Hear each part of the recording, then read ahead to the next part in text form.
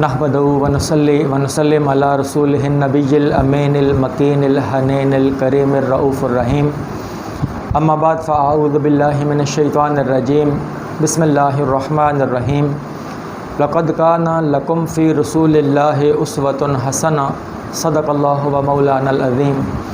اللہ تبارک تعالیٰ کا لاکھ لاکھ شکر ہے کہ جس نے ہمیں نعمت ایمان عطا فرمائی اور ہم سب کو حضور نبی کرم صلی اللہ علیہ وآلہ وسلم کی امت میں پیدا فرمایا۔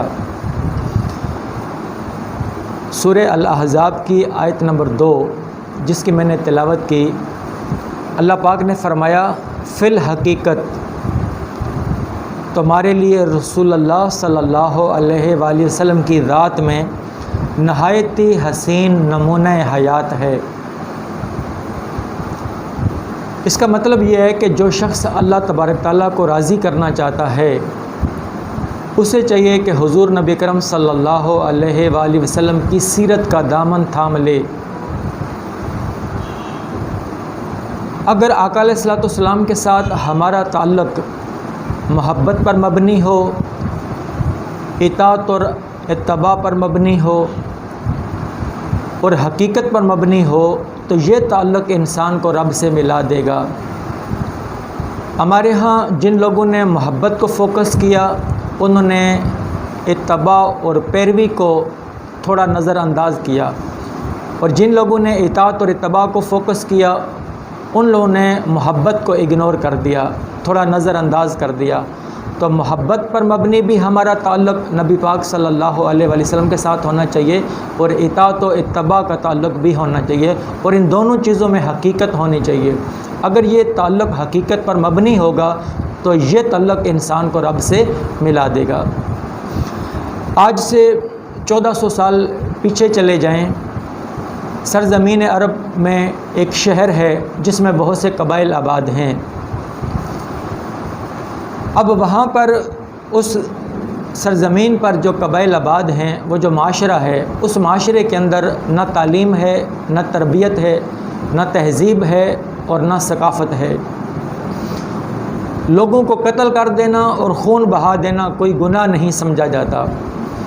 اس معاشرے میں انسان کی عزت و تکریم کا کوئی وجود نہیں۔ عورت اس معاشرے کے اندر سب سے مظلوم اور مجبور فرد ہے۔ عورت کو غلاموں کی طرح ڈیل کیا جاتا ہے۔ جب عورت بیوہ ہو جاتی ہے تو اسے بند کمرے میں قید کر دیا جاتا ہے، آزادی سلب کر دی جاتی ہے، اور جب کسی کے گھر میں بچی پیدا ہو تو اسے باعث ندامت سمجھا جاتا ہے اور اسے زندہ درگور کر دیا جاتا ہے۔ غریب اور کمزور پر معاشرہ یہ حق سمجھتا ہے کہ اس پر ظلم کیا جائے، اور پھر اللہ کے گھر میں انہوں نے 360 بت رکھے ہوئے ہیں اور عبادت اس طرح کرتے ہیں کہ اللہ کے گھر میں ناچتے ہیں، سیٹیاں بجاتے ہیں اور تالیاں بجاتے ہیں، یعنی کہ بت پرستی ان کا شعار ہے۔ فرشتوں کو وہ خدا کی بیٹیاں سمجھتے ہیں، یہ ان کے عقائد میں قبائلی تعصب ہے، قبائلی غرور اور تکبر ان کی علامت ہے۔ ہر شخص اکڑ کے ساتھ ملتا ہے، تکبر کے ساتھ ملتا ہے۔ عاجزی، تواضع اور انکساری نام کی کوئی چیز اس معاشرے کے اندر نہیں ہے۔ ہر طرف بددیانتی ہے، کرپشن ہے، دھوکہ ہے۔ کوئی شخص سچ نہیں بولتا اس معاشرے کے اندر، ہر شخص جھوٹ بولتا ہے۔ وعدہ خلافی کو گناہ نہیں سمجھتے، جھوٹ بولنے کو برائی نہیں سمجھتے، اور سچ کی راہ سے ہٹ جانا ان کی عام روش ہے۔ قبائل میں کوئی مسئلہ ہو جائے، کوئی لڑائی ہو جائے تو صدیوں تک ایک دوسرے کا خون بہاتے ہیں، خون ریزی کرتے ہیں، چھوٹی چھوٹی باتوں پر تلواریں نکل آتی ہیں، یعنی درندگی کا ماحول ہے۔ انسانیت اور اخلاق نام کی کوئی شے اس معاشرے میں نہیں ہے۔ نسلی تفاخر ہے، نسل پہ فخر کرتے ہیں، قومیت پر فخر کرتے گئے، اور کسی کی زندگی محفوظ نہیں، کسی کی عزت محفوظ نہیں، کسی کا مال محفوظ نہیں، انسان کو کوئی حقوق میسر نہیں، انسانی قدروں کا کوئی وجود نہیں۔ ظلم، جبر اور بربریت یہ عام روش ہے اس معاشرے کے اندر۔ نیکی اور اچھائی دیکھنے کو نہیں ملتی۔ پاکیزگی، طہارت اور اچھا اخلاق اس کا دور دور تک کوئی نام و نشان نہیں۔ عدل و انصاف نام کا کوئی وجود نہیں۔ دوسروں کے ساتھ بھلائی کرنا، نیکی کرنا، اچھائی کرنا، اس کا کوئی اس معاشرے میں تصور نہیں ہے۔ اور حکمرانی ایسے کرتے ہیں کہ ہر ایک کو غلام سمجھتے ہیں۔ کوئی سسٹم نہیں، کوئی حکومت نہیں، کوئی رول آف لا نہیں، کوئی عدالت نہیں، کوئی قانون نہیں، کوئی آئین نہیں، کوئی سیاسی ضابطہ نہیں، کوئی سماجی ضابطہ نہیں، کوئی اخلاقی ضابطہ نہیں کہ اس معاشرے کو سیدھی راہ پر لا سکے۔ اب ایسی صورتحال کے اندر ایک گھرانے کے اندر ایک بچہ پیدا ہوتا ہے۔ اب وہ بچہ بچپن سے گزرتا ہے، لڑکپن سے گزرتا ہے، جوانی میں آتا ہے۔ اب اس کے رشتہ دار بھی ہیں، وہ لوگوں کے درمیان اٹھتا بیٹھتا بھی ہے، اس کے ریلیشن بھی ہیں۔ اب اس معاشرے کے اندر کوئی تعلیم نہیں، تربیت نہیں، کوئی ایجوکیشنل انسٹیٹیوٹ نہیں، کوئی مدرسہ نہیں، کوئی تہذیب و ثقافت کا مرکز نہیں، کوئی ایسا ادارہ نہیں کہ جو سچ اور جھوٹ کے اندر تمیز پیدا کرنے کی صلاحیت پیدا کر سکے۔ اب اس معاشرے کے اندر وہ دیکھتے ہیں کہ جہاں چاروں طرف ہر شخص جھوٹ بول رہا ہوتا ہے، ان جھوٹ بولنے والوں میں وہ اکیلا بچہ سچ بولتا ہے۔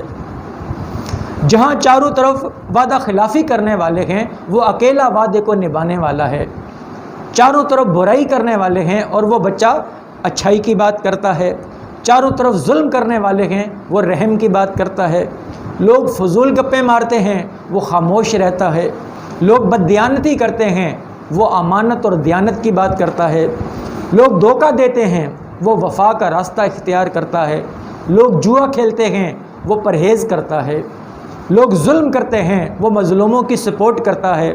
لوگ کمزوروں پر ظلم کرتے ہیں، بے کسوں پر، مجبوروں پر، بے کسوں پر ظلم کرتے ہیں، وہ کمزوروں کا ساتھی بنتا ہے، وہ کمزوروں کا سپورٹر بنتا ہے، وہ کمزوروں کے حقوق کی بات کرتا ہے۔ اب لوگوں کی زندگی میں نجاست ہے، خباثت ہے، اس کی زندگی میں طہارت ہے اور نفاست ہے۔ وہ کعبے میں جا کر بتوں کی پوجا کرتے ہیں، وہ بتوں سے دور کھڑا ہوتا ہے۔ لوگ کنجوسی کرتے ہیں، وہ سخاوت کرتا ہے۔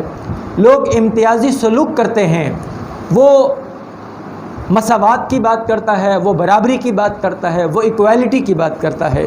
لوگ فخر و تکبر کرتے ہیں، وہ عاجزی اور انکساری کے ساتھ پیش آتا ہے۔ لوگ سخت مزاج ہیں، وہ نرم خو ہے۔ لوگ ظالم ہیں، وہ رحم کرنے والا ہے۔ لوگ غلاموں پر کوڑے برساتے ہیں، وہ مظلوم کی سپورٹ کرتا ہے۔ وہ عورتوں کے حقوق کی بات کرتا ہے، وہ غلاموں کے حقوق کی بات کرتا ہے، وہ بچیوں کو زندہ درگور نہ ہونے کی بات کرتا ہے۔ لوگ تفرقہ پیدا کرتے ہیں، پھوٹ ڈالتے ہیں، وہ اتحاد کی بات کرتا ہے، وہ جوڑنے کی بات کرتا ہے، وہ محبت کی بات کرتا ہے۔ لوگ ہر وقت غصے میں رہتے ہیں، وہ مسکراتا رہتا ہے۔ لوگ جہالت کی بات کرتے ہیں، وہ علم اور شعور کی بات کرتا ہے۔ وہ پیکر رحمت ہے، وہ پیکر محبت ہے، وہ پیکر صداقت ہے، وہ پیکر سخاوت ہے، وہ پیکر اخلاق ہے، وہ پیکر محبت ہے۔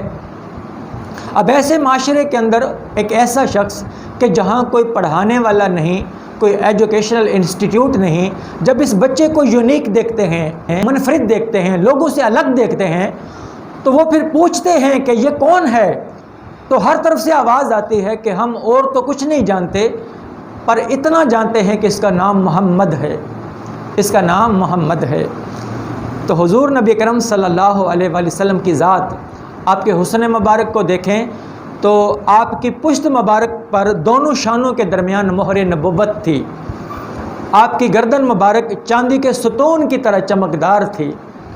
آپ کے دندان مبارک مکمل سفید اور متوازن تھے اور ان کے درمیان ہلکا سا خلا تھا۔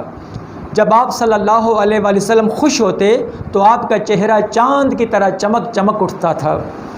جب آپ صلی اللہ علیہ وآلہ وسلم گفتگو فرماتے تو یوں محسوس ہوتا کہ آپ کے دندان مبارکہ سے نور خارج ہو رہا ہے۔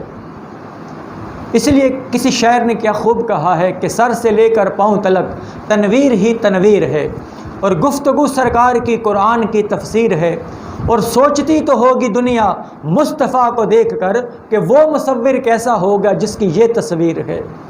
اور حضرت حسان بن ثابت رضی اللہ تعالیٰ عنہ جب دیکھا آقا علیہ الصلوۃ والسلام کو، وَأَحْسَنُ مِنْكَ لَمْ تَرَ قَطُّ عَيْنِي وَأَجْمَلُ مِنْكَ لَمْ تَلِدِ النِّسَاءُ خُلِقْتَ مُبَرَّأً مِنْ كُلِّ عَيْبٍ كَأَنَّكَ قَدْ خُلِقْتَ كَمَا تَشَاءُ۔ وہ کہتے ہیں کہ آپ سے زیادہ حسین آج تک میری آنکھ نے دیکھا نہیں۔ وَأَجْمَلُ مِنْكَ لَمْ تَلِدِ النِّسَاءُ، آپ سے زیادہ جمیل اور خوبصورت آج تک کسی ماں نے پیدا ہی نہیں کیا۔ خلقت مبرأ من کل عیب، آپ کو ہر عیب سے مبرہ پیدا کیا گیا۔ کأنک قد خلقت کما تشاء، ایسے لگتا ہے کہ جیسے جیسے آپ چاہتے گئے آپ کا رب آپ کو ویسا ویسا بناتا چلا گیا۔